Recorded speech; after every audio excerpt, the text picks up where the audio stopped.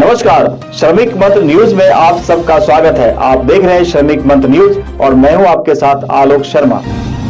वरिष्ठ कांग्रेस नेता डॉक्टर हरक सिंह रावत ने 30 करोड़ रुपए का फोड़ा खनन बम। मीडिया में हरक सिंह रावत के बयान ने उत्तराखंड की राजनीति में मानो भाजपा संगठन को कटघरे में खड़ा कर दिया है। हरक सिंह रावत ने कहा कि भाजपा संगठन ने खनन माफियाओं की मदद से पूर्व के दिनों 30 करोड़ रुपए की एफडी कराई और उन्होंने भी पूर्व के दिनों खनन माफियाओं से 1 करोड़ रुपए इकट्ठे करके दिए थे। उन दिनों वह वन मंत्री थे। आप सभी का स्वागत है। आप देख रहे हैं श्रमिक मंत्र न्यूज और मैं हूं आलोक शर्मा। डॉक्टर हरक सिंह रावत ने यह भी कहा कि सरकार इस मामले की ईडी या सीबीआई से जांच कराए तो सच्चाई सामने आ जाएगी। हरक सिंह रावत ने कहा कि मैं भी उतना ही गुनहगार हूं जितने की भाजपा के अन्य लोग।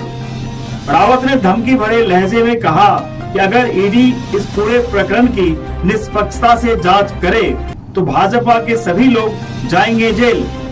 फिर क्या था? हरक सिंह के बयान पर पलटवार करते हुए भाजपा के वरिष्ठ प्रदेश प्रवक्ता सुरेश जोशी मीडिया के सवालों में उलझते हुए नजर आए और उन्होंने हरक सिंह रावत के बयान को सिरे से खारिज करते हुए कहा कि अगर पूर्व कैबिनेट मंत्री हरक सिंह रावत की बातों में सच्चाई है तो वह लिखित में शिकायत क्यों नहीं करते। वह सिर्फ मीडिया में बयान देकर सस्ती लोकप्रियता हासिल करने की कोशिश कर रहे हैं, इससे ज्यादा और कुछ नहीं। खनन नीति ने तुम्हारा घर भर दिया, तुम्हारा भंडार भर दिया बीजेपी। और मैं सच कहूं, जो 30 करोड़ रुपया एफडी बनी है भाजपा को चलाने के लिए, मैं भी उसमें वन मंत्री था, मैंने भी 1 करोड़ से अधिक दिया उसमें पैसा। सब खनन माफियाओं से तुला के दिया मैंने भी। मेरे पे भी दोस्त है, मैं तो करूं, मेरी जांच होनी चाहिए। आप जांच करा लो। वो 30 करोड़ रुपया की जो एफडी बनी है भाजपा की जो 30 करोड़ की एफडी बनी है पार्टी चलाने के लिए बैंक में, उसमें किस किस ने पैसा दिया है ईडी जांच कर ले। पूरी भाजपा जेल में होगी अगर ईडी ईमानदारी से जांच कर ले। सारे खनन माफियाओं से मैं वन मंत्री था तो मैंने रामनगर में जाके, हल्द्वानी में जाके सब जितने खनन के ठेकेदार थे सबसे कहा 10-10 लाख के चेक लाओ। मैंने खुद करा। मैं भी दोषी हूं उस मामले में। तो धामी कह रहा है ना कि खनन पे हमने डंका पीट दिया तभी तो तबाही हो रही है। मैं खनन के खिलाफ नहीं हूं। खनन होना चाहिए। जब मलबा आता है तो नदी को एक टेक्निकल तरीके से उसके रेत बजरी हटनी चाहिए जिससे कि बीच में गहराई हो और अड़ोस पड़ोस में जो है आसपास जो है बस्तियों को नुकसान हो। खनन होना चाहिए लेकिन तकनीकी तरीके से खनन होना चाहिए। तकनीकी तरीके से खनन होना चाहिए। ये तो आप चले जाओ उधम से नगर में कैसे पट्टे देते, कैसे लूट मचा रखी उन्होंने खनन के नाम पर। आप मुझे बताओ, जिस निशंक के समय में ऋषिकेश की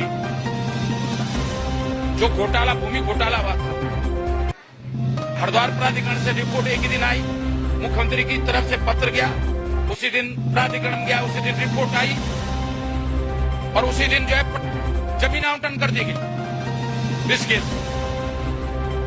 वही खनन पट्टों में हुआ है। लेकिन एफडी जो होती है, आप पहले तो ये समझो ना, आप कैसे कर रहे हैं। एफडी जिसकी भी होगी वो तो बैंक में होगी ना। अगर बैंक में एफडी होगी तो बैंक की एफडी का मतलब क्या है? वो तो नंबर 1 ही होगा ना। बैंक में थोड़ा आप जो नंबर 2 के पैसे रख सकते हो। 2017 में जो इनकम टैक्स एक्ट आया है उसमें 2 लाख रुपए से ऊपर का कैश लेन देन की मनाही है। ओनली 2 लाख। तो जब 2 लाख से ऊपर की मनाही है, क्या वो 30 करोड़ होगा, 300 करोड़ होगा, जो भी होगा, अगर उसकी एफडी होगी तो नंबर 1 में ही होगा ना। इसलिए मैं बार बार जो प्रश्न आप लोग कर रहे हैं उसका उत्तर दे रहा हूँ कि अगर किसी को कोई गड़बड़ लगती है तो उसको कानून की सहायता लेनी चाहिए। भाई ये लोग गड़बड़ हैं, तो अगर वहां से कोई गड़बड़ होती है तो फिर बताना चाहिए साहब ये गड़बड़ है। पर इसलिए सस्ती लोकप्रियता अर्जित करने के लिए आपको जो है कि अपना टेम्पो बनाने के लिए मीडिया में आके आपने कह दिया भाजपा ने ले लिया, इससे ले लिया, वो ले लिया, तो ये कोई वो नहीं है। तो इसलिए इस बात को हम बहुत ज्यादा इसलिए महत्व नहीं देते हैं कि भाई जिन लोगों की जमीन खो चुकी है, जो एक पार्टी में से दूसरी पार्टी, दूसरे से तीसरी, चौथी, पांचवी, यानी पूरे सौर मंडल का चक्कर काट के अब हिंद महासागर की ओर जा रहे हैं। तो क्या बोले उनके बारे में। इस वीडियो में बस इतना ही। और हाँ, आप इस खबर पर क्या सोचते हैं कमेंट करके जरूर बताएं।